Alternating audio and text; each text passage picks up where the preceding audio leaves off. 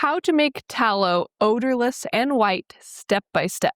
This is the exact method I've used for years with consistently beautiful results. This is the process behind my top most popular video of all time, and it's helped so many people finally get clean, mild tallow at home. So if your tallow has ever turned out darker in color than you wanted or with a strong, beefy smell, there are a couple of small details likely causing it, and once you see them, it becomes very easy to fix. And one of those details happens earlier in the process than a lot of people expect. And before we get into that, if you would like a collection of DIY home remedy recipes, make sure to check out my free ebook linked down in the description below this video. So when fat gets too hot during the rendering process, that's when it starts to brown. And that is why the wet rendering method works so well. And once you understand this, you can almost predict exactly how your tallow is going to turn out before you even start the process. But even with the perfect temperature control, there's another step that makes an even bigger difference in how your tallow turns out. And we'll get into that shortly. So if you keep the process gentle, you're setting yourself up for better results. Now let's walk through the actual rendering process step by step.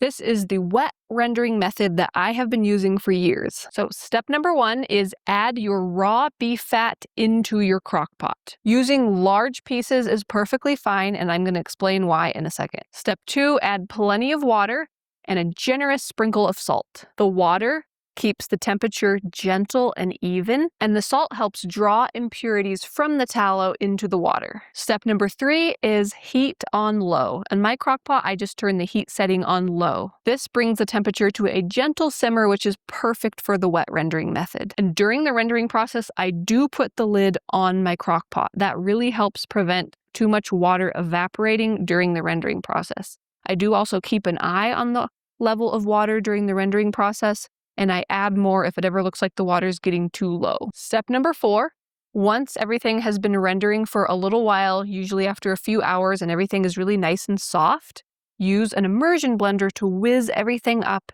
so it's a nice, smooth, soupy mixture. What this does is it makes it possible to start off with any size pieces of fat. You can start off with chopping your fat, grinding it, or just big pieces. It doesn't matter. I personally like to start with the big pieces because it's so easy. And then, at this step, use the immersion blender and it breaks everything up really small. It really reduces the time needed for rendering, and it really improves the yield of finished tallow. And that immersion blender step alone can completely change your results, especially if your tallow has seemed to take forever to render or yield very low amounts of tallow in the past. Step number 5, once the rendering process is finished, is to strain everything through a metal strainer.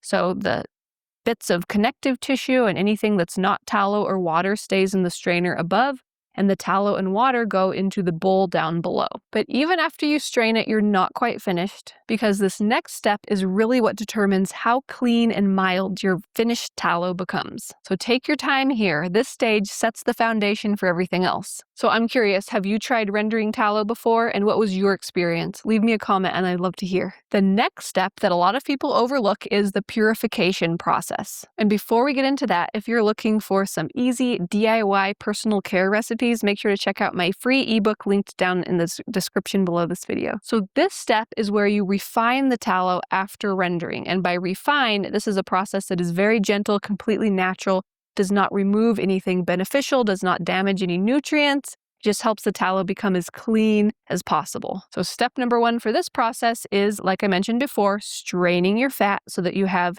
your bowl of just tallow and water below, and you've strained all of the connective tissue and anything else in your metal strainer. You can discard that. I feed it to my chickens. The bowl with the finished tallow and water mixture goes into the refrigerator, or you can let it solidify on the counter. Once that tallow has solidified, you'll see that all the tallow rises to the top and it solidifies in a nice big round disc. You can pop that off the top and there will be water underneath. Usually from this first rendering step, it's brownish water. Sometimes it's even gelatinous, especially if you kept it in your refrigerator. Just depends on how much connective tissue and collagen came through. But you can discard that water, and then you take your tallow cake. You can look at the bottom. You can scrape off any brown discoloration and get rid of that. I feed that to my chickens also. And then once you have that tallow cake nicely scraped off, you put that into your clean crock pot. Next step is add more water, just like before, fresh clean water and another big generous sprinkle of salt. And then I add the lid to the crock pot again, turn it on low again, let it come up to a simmer. And once it's reached a simmer, I let it simmer for about an hour. After that hour is complete, I go ahead and strain again, this time with my metal strainer, nice and clean, lined with a piece of cheesecloth.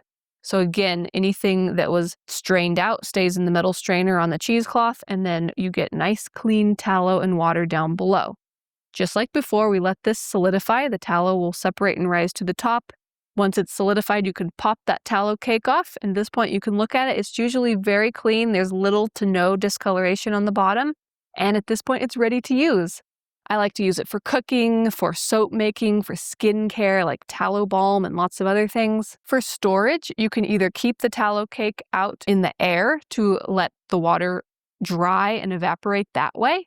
You can also chunk it up and put it into a double boiler, melt it down, and you can pour it into jars. If you do this and there's still any water remaining, you'll see a small bead of water collect at the bottom of the tallow when you've melted it down. Just be very careful to not let any water go into your storage jars, and then you'll be fine and you won't have to worry about mold. So this purification step that I just talked about can be repeated more than once. I usually just do it once. I find that when you're starting with high quality tallow, one purification step is plenty and it works great.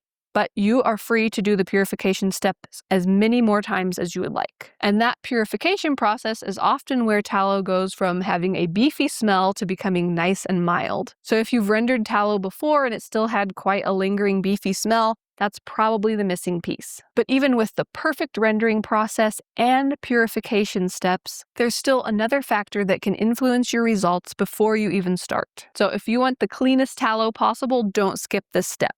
Let's talk about the fat itself, because this plays a much bigger part than a lot of people realize. Different types of fat behave differently. Leaf fat, which is the fat from around the internal organs like the kidneys inside the animal, tends to be the lightest in colored, the most neutral smelling. It tends to be hard and smooth. Trim fat that comes from when they trim other cuts of meat from other areas of the animal and save it tends to have a stronger smell. It also tends to have more of a color, and it can also have a much softer texture. Also, things like the animal's diet, the breed of animal, seasons, times of the year can all influence how the fat looks and smells when it's finished. So if your tallow is turning out differently from batch to batch, this could be why. But here's an important part. No matter what type of fat you're starting with, the process you use still has the biggest impact for your final result. And this process that I just shared with you,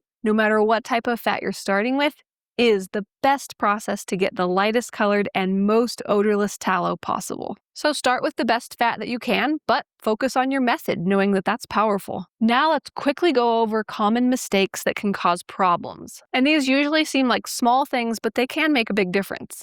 So when your heat is too high and you're not using water or enough water, the fat can brown. When your heat is too high, this can cause browning. When there's not enough water or no water at all, can definitely cause browning and even burning. If you skip the purification step altogether, the tallow can still have quite a bit of impurities in it. If you're not careful to dry the finished tallow cake or avoid pouring any remaining water into jars when you're pouring melted tallow into jars, that can lead to mold later. If you try to render big pieces of tallow without blending them up with an immersion blender, it's going to take forever to try to render, and you're not going to get a great yield of tallow either. So those are some common mistakes to avoid. But when you combine everything that we've talked about, gentle heat, proper rendering, purification, and avoiding the mistakes, that's when you start consistently getting clean, light-colored, mild tallow.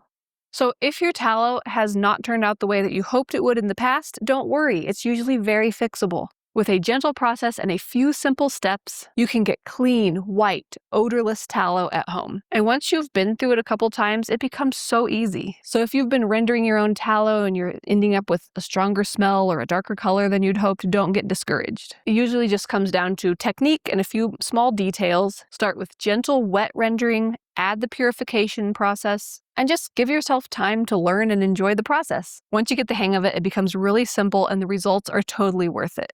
And if you'd like to make some DIY natural beauty recipes, make sure to check out my free ebook. It's linked down in the description below this video. It's full of fun recipes. A lot of them use tallow, and it's linked down there along with my free DIY home remedy recipes ebook and my free DIY personal care recipes ebook. So now that you know how to make tallow odorless and white, you might want to know the ultimate guide to rendering tallow and where I go deeper into all the mistakes to avoid. But how do you do that?